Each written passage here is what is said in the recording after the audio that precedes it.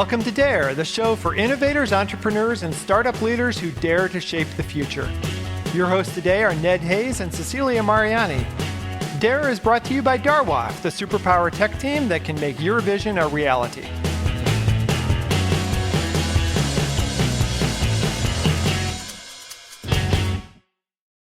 Red Daniel is the FinTech Catalyst and Program Manager for the Advanced Technology Development Center in Atlanta. ATDC is Georgia's technology business incubator, assisting entrepreneurs throughout the state. Red has a great background, both in stand-up and startups, and as an Accenture alumni and hedge fund analyst. He's been part of angel networks throughout the state, and he's a proud double graduate of Georgia Tech. So welcome to the show, Red. Thank you. It's great to be here. Welcome to the Dare podcast, Red. Great to meet you in Atlanta last month. So I was telling him that I went there with another 15 software companies from Argentina. So we went to the ATDC. So can you tell us what the Advanced Technology Development Center does? Yeah, happy to. We're a crown jewel, I would say, in this state. We're an incubator that's been around for over 40 years now. We were formed in 1983 as a way to develop startups and help encourage founders to get a little more knowledge, get the resources that they need to be able to start up different companies. Since then, we've had a lot of iterations over the year. We're mainly funded by the state, which allows us to really participate at companies at a membership level instead of taking portions of the cap table. So companies will come to us and have that benefit of being able to really work on what they do best, not have to give up portions of their equity, and really be able to leverage us to do everything from working with a catalyst like myself to better understand what the landscape looks like that they're going into, refine their customer discovery, benefit from go-to-market conversations, and anything in between. I feel like we're a little bit part therapist, part operational excellence. Most of us have a background in being founders or have industry experience that kind of tie into that. So we've seen this before. We know what some of the hard knocks are. And our founders really benefit from the opportunity to be able to leverage those experiences to be able to go out and hopefully not repeat some of the same mistakes, but really figure out how to go take their problem and create a good solution to it. We also add additional layers of making connections to various different companies. So B2B companies, we have an amazing set of Fortune 1000 companies here in Atlanta that we can tap into. We have a fantastic person who connects people with capital, or Connect Catalyst for investors, and she has an array of angel networks, venture capitalists, all the way from pre-seed all the way up to Series A, Series B, so that our companies can tap into whatever capital they need along their progress. And then we have somebody who taps into the workforce, especially at Georgia Tech. A lot of those students are coming out looking for internships. And then, we have a book of companies who are looking to hire folks. And then we can tap that back into the ecosystem to be able to help those companies hire. So anything from kind of finding capital to finding answers. Those answers may come from our catalysts. They may come from our array of mentors that want to work with our companies on a volunteer basis, or even having the capability of leveraging some of the office space at ATDC to be part of that community. That's fantastic. So you do a lot of things for startups. So everything from like helping a startup refine their original idea all the way through like product prototype and launch, right? Very much so. So we usually get involved kind of at the pre-MVP level as a catalyst. Some companies come to us at the ideation level, and we'll go through our education process to refine their understanding of what entrepreneurship takes and help develop that. And then we have a lot of other things that we tap into the community as well. I mean, that's why I love having that delegation from Argentina come here. We'll help other companies or other startups that are moving over from, say, Argentina or Britain and want to expand into the US and have a headquarters here and land and expand in Georgia. We have the capability to help do that as well. We have a number of resources like the Metro Atlanta Chamber. We have some companies that we work with. We have an amazing set of sponsors, like legal sponsors and accounting sponsors that can help answer those questions. They're so crucial, whether you're starting up homegrown in Georgia or looking to land here. And we mainly focus on Georgia-based companies or founders that are co-founders that are here in Georgia, or companies that are looking to expand here in Georgia itself. Fantastic. So you've talked broadly about what the organization does. Could you tell us on a more specific level, what do you do day to day with startups?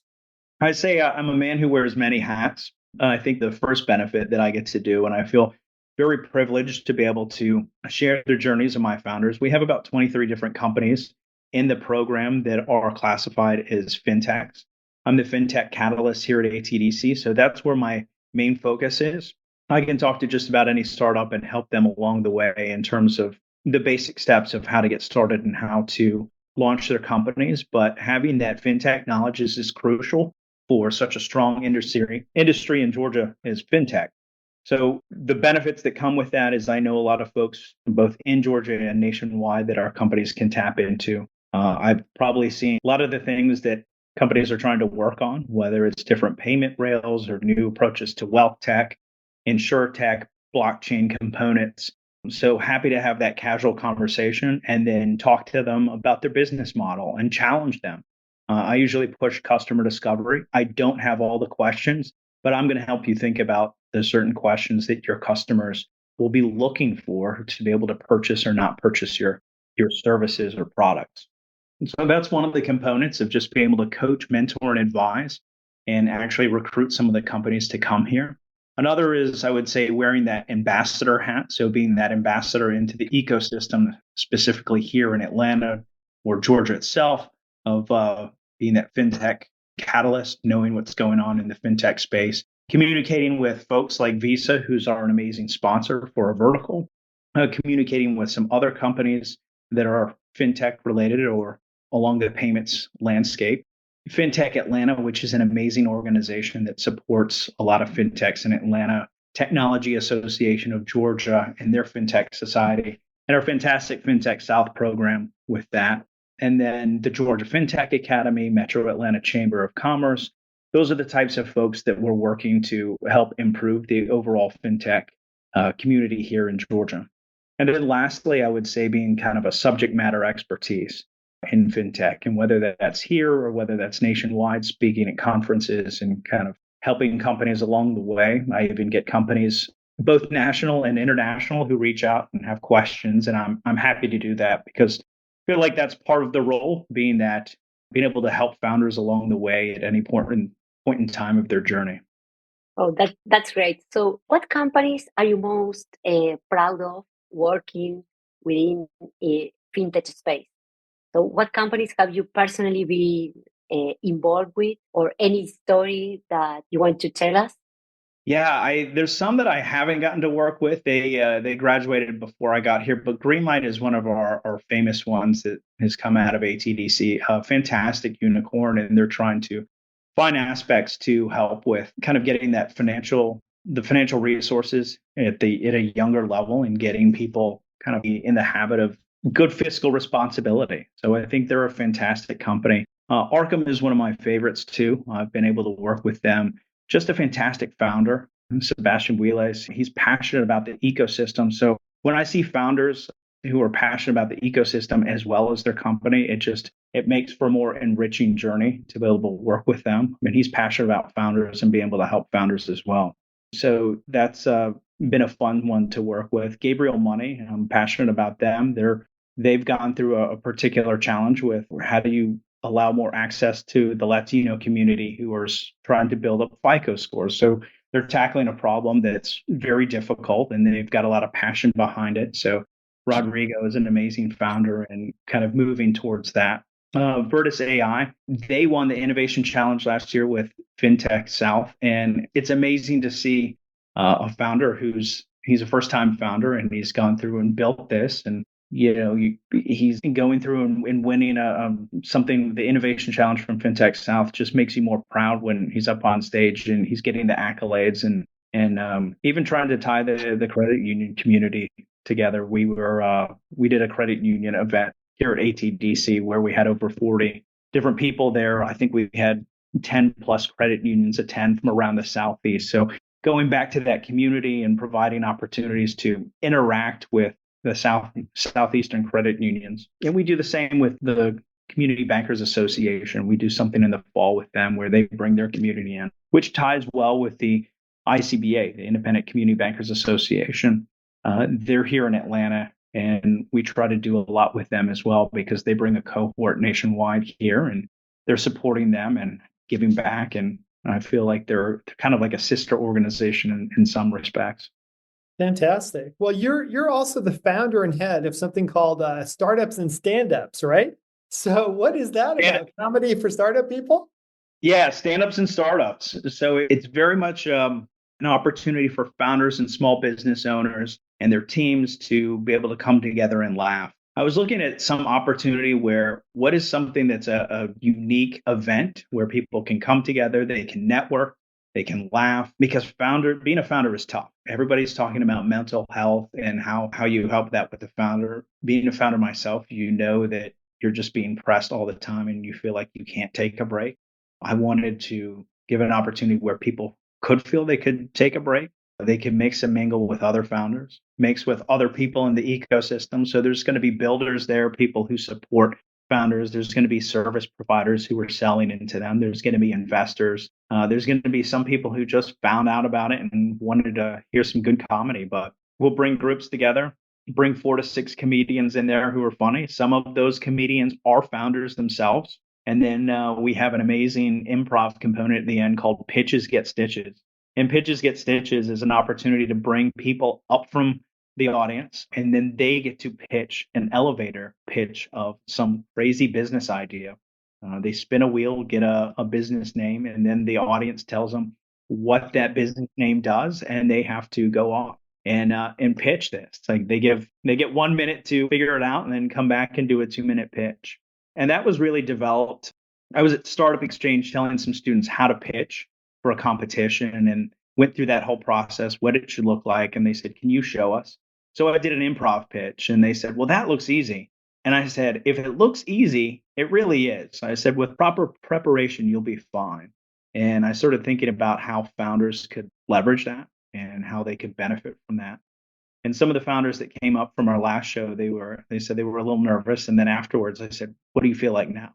He said, we want to go again. We know the deal. And I said, see, pitching is easy. It just gets to be a mindset where people are like, I don't want to pitch. I'm scared to pitch. I'm not going to do well. But I feel like the more reps and iterations people go through this, the more likely they'll say, hey, this is not so bad. I can do this. If I can pitch something that's talking about like, I think one of the names was Wi-Fi Cat. If I can pitch a company called Wi-Fi Cat that I don't know about, then I can go up and pitch something I'm passionate and purposeful about. That's pretty funny story. So maybe next time that I visit Atlanta, I would like to go to your comedy and stand-ups. So have you done comedy before you started using these with startups? I did. So I used to live in New York for about 15 years. I was born and raised in Atlanta. The pandemic brought me back home, and that's where I wanted to refocus my energy over the next couple decades. And how do we build up the Atlanta ecosystem? And it's great because we've got a lot of folks here saying Atlanta is kind of the next big thing for startups. And so happy to be here. But while I was in New York, I had this bizarre idea of saying, hey, I want to try getting up on stage and doing stand-up comedy. It sounds like one of the craziest things I could do at the time because I'd never done it. People were like, well, that seems intimidating. And I was like, well, if it's intimidating, then it's more fun. Anything that's intimidating seems to kind of strengthen those muscles of life, life experiences. And I'm all about life experiences. So I found an opportunity to take a class. And they put us through, I think, a month worth of training. And then they said, we're going to get you up on stage. And it happened to be Gotham Comedy. So Gotham Comedy is a pretty cool place in New York. You'll see Seinfeld there sometimes, Jim Gaffigan. And we went up there and they put me on stage for 5 minutes. And I brought a bunch of my friends out and I thought I did all right. My friend said I did all right. And it was kind of funny. And did it a few more times. I really enjoyed it, but I found that stand-up comedy is not easy by any means. It's one of those things that takes hours and hours and hours of preparation just for one joke. I was traveling, I think, every 2 weeks on the road, and that was just tough to be able to write material or sit there and write material and then be able to go and rehearse it during the downtime when I was in town. So I didn't do as much as I probably would have liked to. And every once in a while, I'm like, I should try to do more comedy, especially as I'm the host of stand ups and startups now. But it's fun and I love being able to make people laugh. Most of my comedy, anyway, is more improv. So, in my executive MBA program, they nickname me most likely to have a one liner for every situation. So, witty comedy. That's good. Yeah.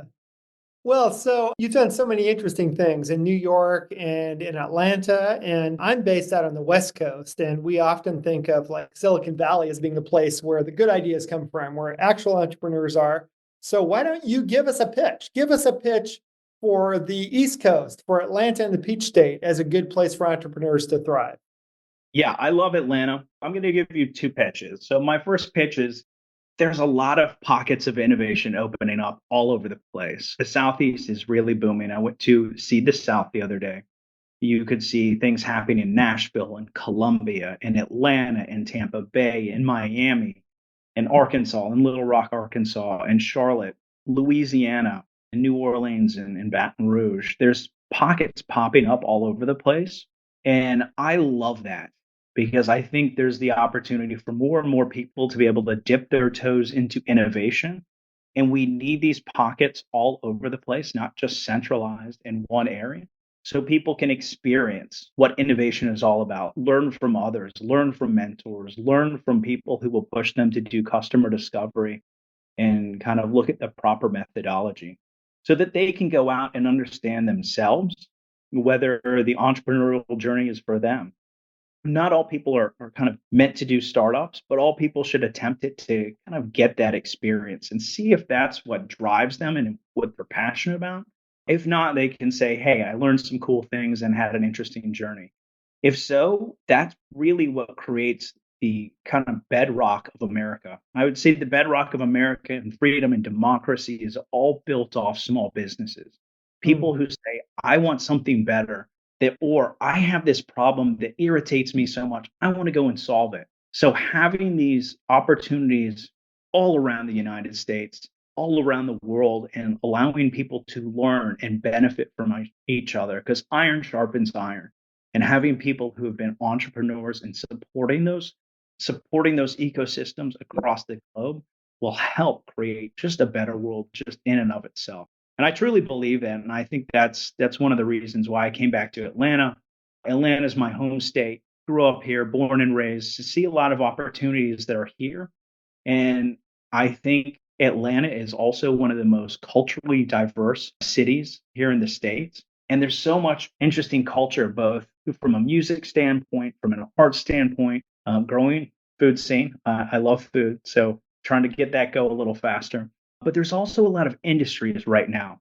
And I love it from a fintech perspective. They say fintech is more of a horizontal. So you have embedded finance and all sorts of other components that kind of streamline through different industries. And as you see supply chain and logistics and manufacturing booming and batteries and autos and aerospace that are just coming out of the woodwork, and film and entertainment and esports, which is kind of growing at this point. You look around, you're like, there is a lot going on in Georgia in and of itself that looks like it will just explode in the next couple decades. So I'm pretty excited where you have those kind of newcomers tied to the traditional folks like fintech and health tech companies that have always been powerhouses in Georgia. So that's why I'm excited. And I see a lot more companies, especially from overseas, trying to come into Georgia because of that. And then you tie into a few more things where I love New York, but the city is a lot. And we have a lot of great trees here, which is surprisingly enough what a lot of Gen Z wants. So we're keeping a lot of those Gen Z folks coming from some of these amazing colleges like Georgia Tech, like Emory and Georgia State and UGA. And that's just what's creating this neo revolution of amazing companies that are starting to grow out of Atlanta. Mm-hmm. So that's that South. That's that entrepreneurship overall, in which I want to encourage, but also come on down to Georgia, and we're happy to help grow your companies. So, what makes the startup journey special and different in Georgia? Maybe you mentioned something: university, Georgia Tech, Emory. So, how does your specific role fit into the startup ecosystem there in Atlanta? Yeah, that's a great question. I think there's been a lot of starts and hard starts in other cities. And it's something I've always been passionate about. I think it was 2010 where I went out to the Milken conference and Tony Hsieh was out there talking about what he was doing in Las Vegas and kind of trying to revolutionize, create a new Silicon Valley in Las Vegas. And it takes a lot. It takes some of the things that you mentioned. It takes a university system that's tied into the community. So you've got a lot of research, a lot of kind of components coming out of there. Georgia Tech has an amazing way to take those patents and research that's coming up from PhDs or even some grad student folks and turn them into some sort of venture. So that's one of the things that I think is so important. The next is having a bedrock of Fortune 1000 companies. We have a lot of Fortune 500s, but we have some fantastic Fortune 1000s here, which provides a lot of things. It provides access to partnerships and customers if you're a B2B. It provides opportunities for mentorship. That's another component. One of the other things that come out of there is just money. So that Fortune 1000 dollars is money being spent, and that could even contribute to angel investment that goes in there. So angel investment is a very important component as well. And then you look at things like other angel investment platforms. We've got some great ones. We've got some fantastic incubators. We've got other support structures like Atlanta Tech Village, and then I love Atlanta Tech Village just expanded downtown. I love So it too. that I visited also that. Yeah, it's beautiful, and it's beautiful. going to revolutionize downtown. I mean, that's what you need when you have an opportunity to change the city. So the city's evolving from there, and then you have cultural aspects. I think that's one of the things that I looked at too. And it's important to think about the cultural aspects of a city and how that contributes. So arts, sciences, music, people want to be able to live. I mean, we work, we try to create these opportunities. And, I heard once somebody was like, well, there's not much in Silicon Valley, so people are forced to work. I want people to be able to work and live because it's kind of like we've spoken about STEM possibilities, but it's really STEAM. So it's the arts in there as well. It's the arts and sciences combined together because I think you can't really build AI without having a philosophical bent because you have to ask the questions of why and should I do this and how should I do this, which are much more philosophical in nature. So we're human. We need to have a human existence along with building these companies and be able to have things like walking in the park or going out to Music Midtown or going out to the High Museum of Art and seeing some amazing paintings or going out to listen to the opera and just kind of experiencing that human experience. So I think that's a big component and those are the things that are really well. We've got an amazing Metro Atlanta Chamber of Commerce that you've got a city that's really sprawling, but they actually go out into all these areas, be able to help companies find places to put themselves in and around the city that are more strategic, both companies here as well as companies that are moving in. And they're supporting other things like an amazing sports program. We've got the World Cup coming here. These are experiences that kind of just enrich the city itself. We saw that back in 1996 with the Olympics. There was a lot of refurbishment and newness and opportunities that were created out of there. We've got a lot more that's going on with ATV downtown and the World Cup and a couple other things that companies that are moving in. So that's really what it takes. And it takes an alignment. It takes people who are very purpose driven towards that. And you've got a lot of folks that are doing that. The mayor of Atlanta, he's got a whole area that's dedicated to technology and how we grow that here in Atlanta. And that's big. And I would say, I speak about Atlanta a lot, but there's the rest of Georgia. There's Savannah, there's Macon, Columbus. And at ATDC, we have some fantastic catalysts that are in those locations, creating those hot spots and building those entrepreneurial opportunities down there to kind of drive the entire state. Wow, that's very exciting. Now, if you could jump ahead 5 to 10 years from now, what do you think the Atlanta startup scene will look like then? That is a fantastic question. I hope we have flying cars by then, right? I've been promised flying all my life. But no, seriously, I think I would say the things that I would hope to see, I think we have great set of capital that's here. I would love to see more angels, more angel investments. I would love to see more unicorns. Sometimes I hate the word unicorn, but it creates opportunities. Unicorns done well, will feed the capital back into the community and have the opportunity for those investments to go back into further companies. You will also hopefully have a lot of people who have that experience of growing that company and then, hey, I've been bitten by the entrepreneur bug. I want to go out and start my own thing. And they have the experience and then the passion to do so. And that goes back and kind of creates the virtuous cycle. So that's what I think we're building right now. That's what I believe we're building right now. And I hope that's what we'll see in the next 5 years is that happens. It feels almost a little dark. It's still hard to get money right now. It's hard to get those initial pilots because there's a lot more companies out there trying to get that. But I'll tell you what, one other thing that I love about Atlanta that I think it reminded me when I came back of why Atlanta's so special. I came back and I said, hey, I've been gone for 15 years. I want to get re-engaged with the Atlanta community. And people just kept saying, I know somebody you should talk to. So seems like a city that says, hey, let me introduce you to somebody. Let me introduce you to somebody. And that's a tight-knit fabric that doesn't always exist at other places. And that's the Southern hospitality that I love and am amazed about. And that's one of the things I want to make sure that we keep in the next 5 years. It's one of those things where that's the culture of Atlanta that needs to stay here, and we can kind of nurture and continue and be the best at that. Fantastic. Well, I know that you had a really interesting background. I know at the beginning we talked about you worked for a hedge fund, you worked for Accenture. COVID brought you back to Georgia. But what specifically landed you in working with startups? Like, what really turned you on about being part of this scene? Yeah, I've always wanted to work with startups. It's funny when I was telling somebody the other day, I was like, the 1920s would have been fun. And they said, well, you had the Depression, you had wars, World War One, and you had a big flu around that time. I'm like, we always deal with different issues. I said, there's always different storms for different generations.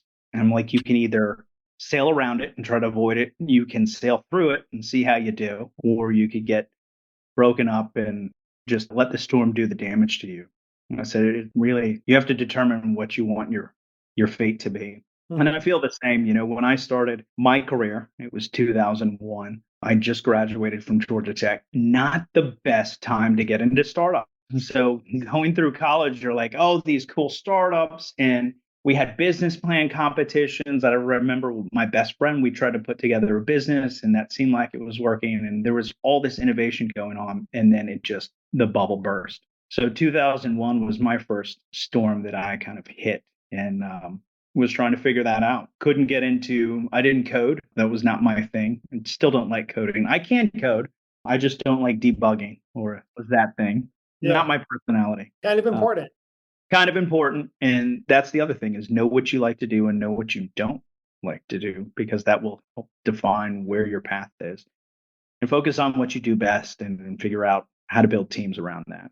But startups were one of them. Consulting was the other. I've been working at Accenture, and that was closed off. And then hedge funds. I've invested since I was 15, and I love investments. And hedge funds were the new thing, along with kind of the 1997 blow up of long-term capital management at that point in time. So I ended up getting a job in the back office of a place that allowed me to get in the front office of a hedge fund, and that's why I wound up in New York.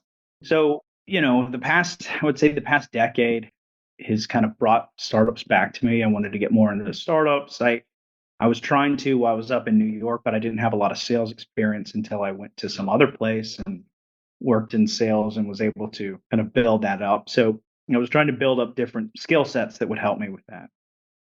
And then I got interested in angel investing, and I got interested in advising or mentoring startups on different things that I've had experience on. And it's not really until I came back to Atlanta where I was that much more deliberate about it. And I said, this is where I have the opportunity to do that.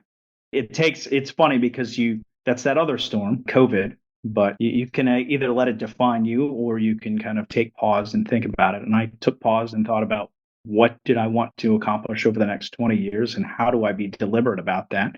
And where can I have the most impact? And that's why I'm here. And that's why I knocked on ATDC's doors from there. Right.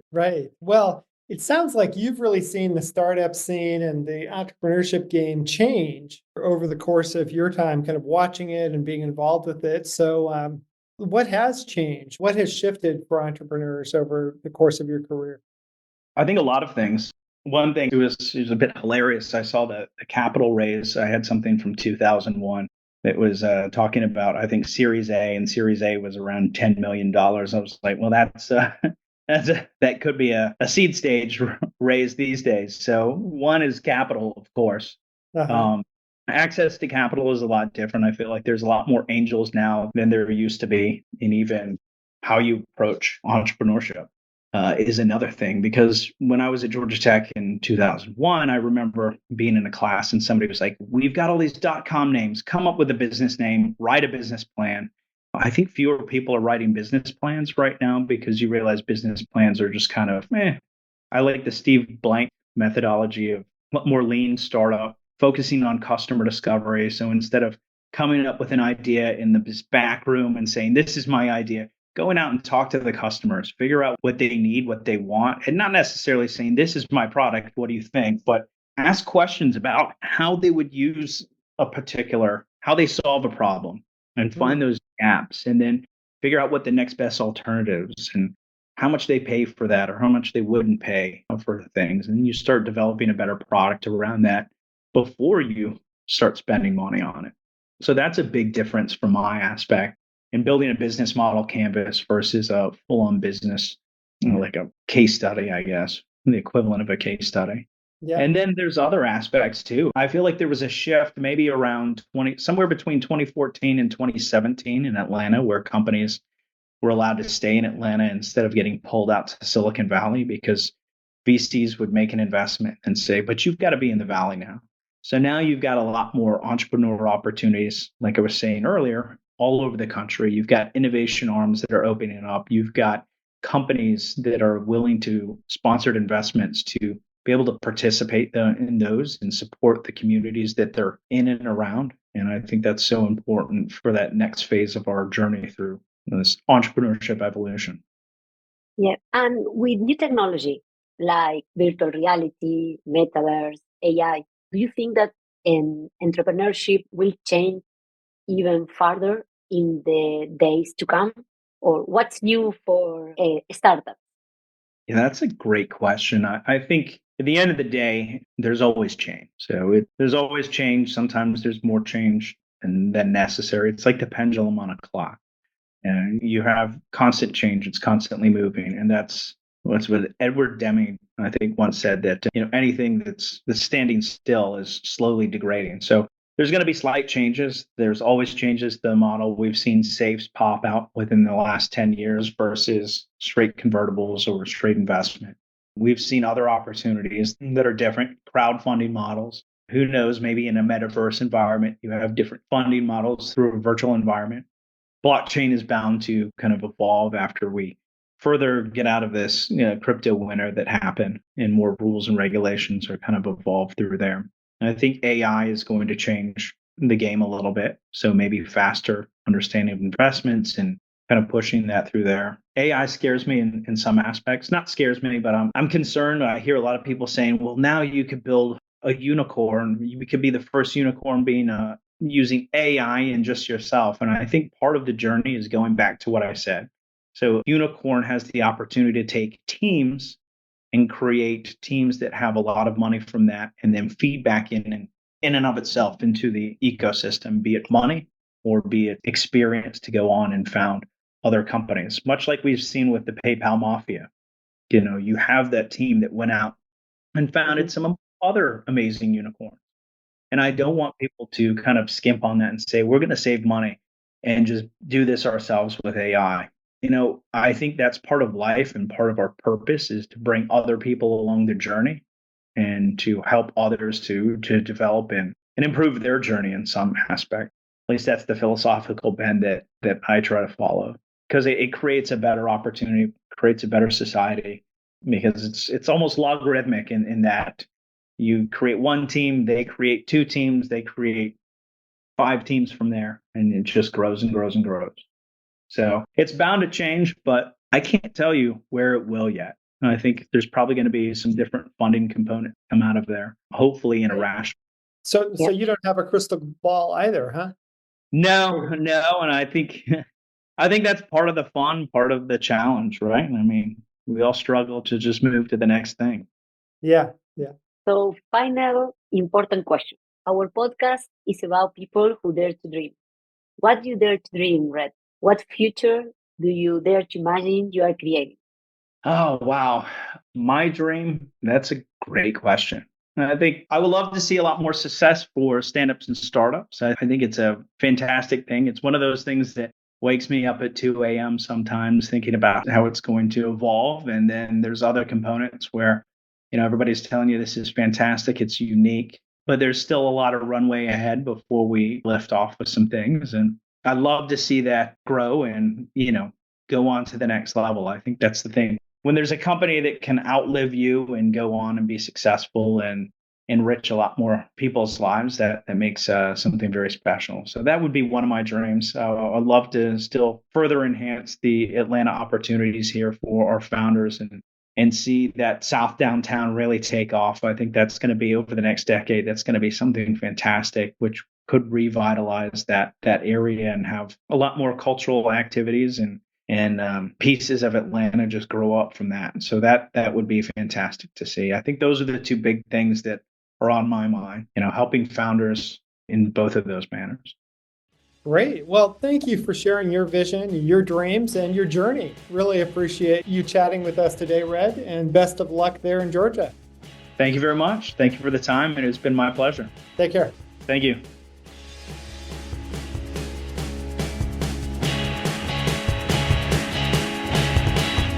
Thanks to our guests today for their great insights on DARE, the podcast for innovators, entrepreneurs, and startup leaders. If you'd like your story to be featured on DARE, just contact us at info@darwaft.com. DARE is brought to you by Darwaft, the tech team that can make your vision a reality.